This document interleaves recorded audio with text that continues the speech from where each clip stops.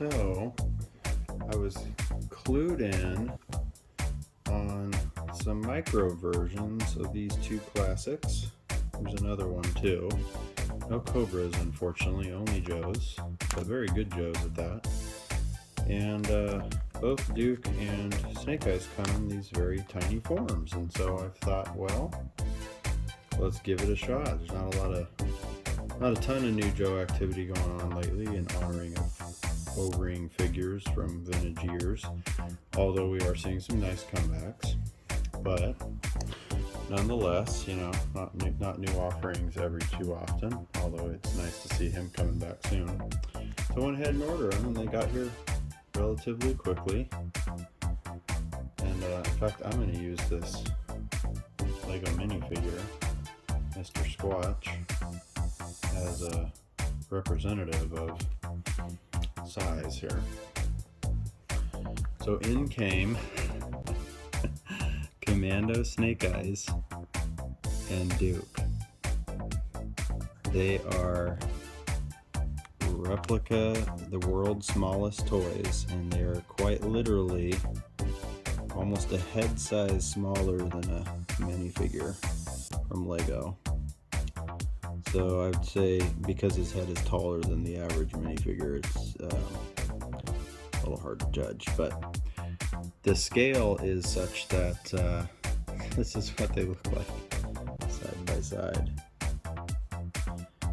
Pretty crazy detail, and there's a funny little quirk about these two, which I would have ordered the two anyway, just because they're kind of faves. The third one is Roadblock, who's done up very well. Funny enough, he comes with both a Duke and a Roadblock backpack.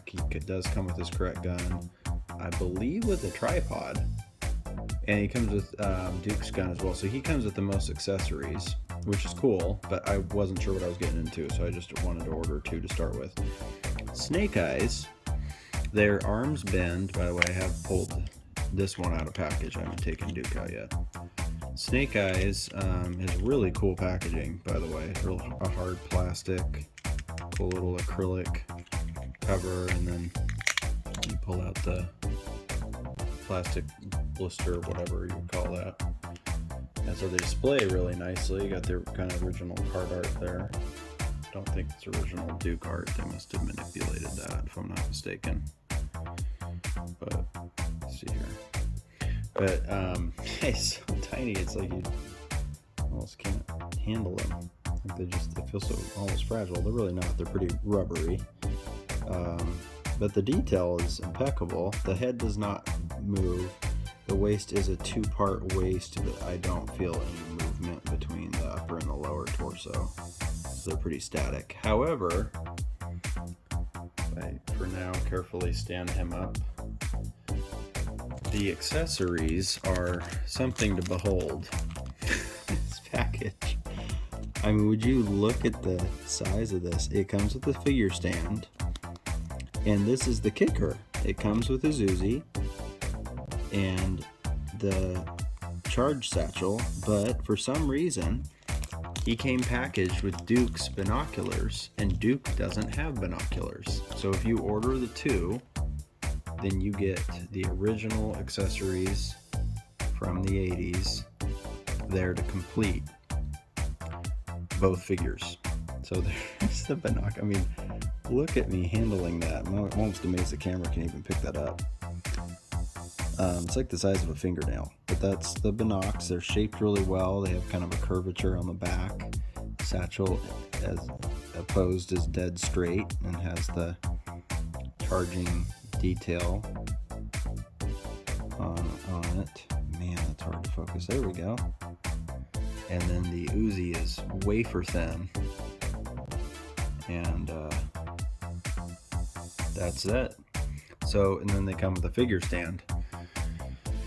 So I will try to carefully outfit him if I can. God, I can't believe. I mean, I'm almost like not sure my fingers can get the Uzi put in his hand. It's so little. Is that even possible? Okay, so I got him to hold the Uzi. My goodness, that's crazy. And then I'll put the satchel correct side out on the other arm. Duke, on top of all this, has a helmet, so my understanding is it may not fit awesomely, but I mean, these are so little, I'm half tempted to glue them in. But I mean, just look at that detail, it's just incredible. And then before I lose the transparent, super tiny stand here, only has a peg on the left foot, peg hole, which is fine, but don't want to break it. Yeah, they are, oh boy, that fitment is not awesome. I'm having a hard time. There we go. Okay, just rubbery, it just takes a little bit of force. So let's stand them up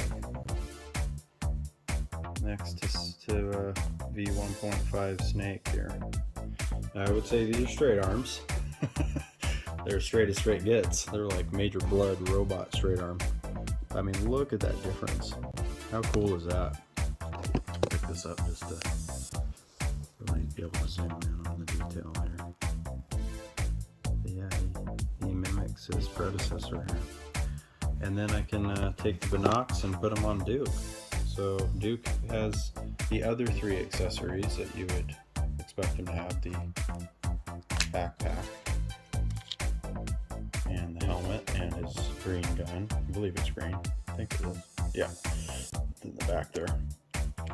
Pull him out. Need to kind of remember which one goes with which because they may fit differently. And then over here, there's his detailing. And he's got the back hole. Carefully get out his crazy tiny accessories. To see this done to such an extreme degree, I mean, the helmet and the gun is just crazy. Backpack alone is so little. I mean, look at I have fairly good sized thumbs, but just look at that versus my thumbnail, so it's smaller than my pinky nail, for what it's worth.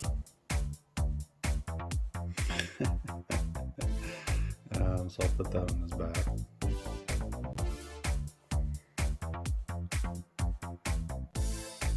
Oh, it's Dusty's backpack. So the backpack is not the same.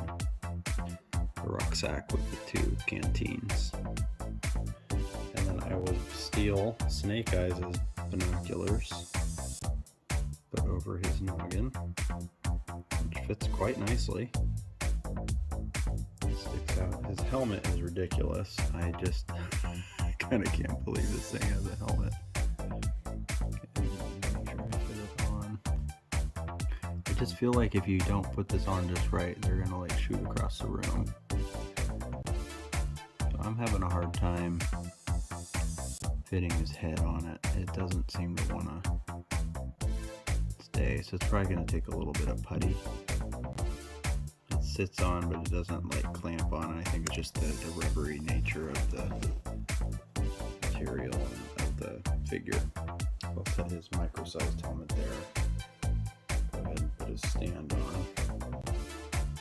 Same thing, left-footed hole peg hole, backwards.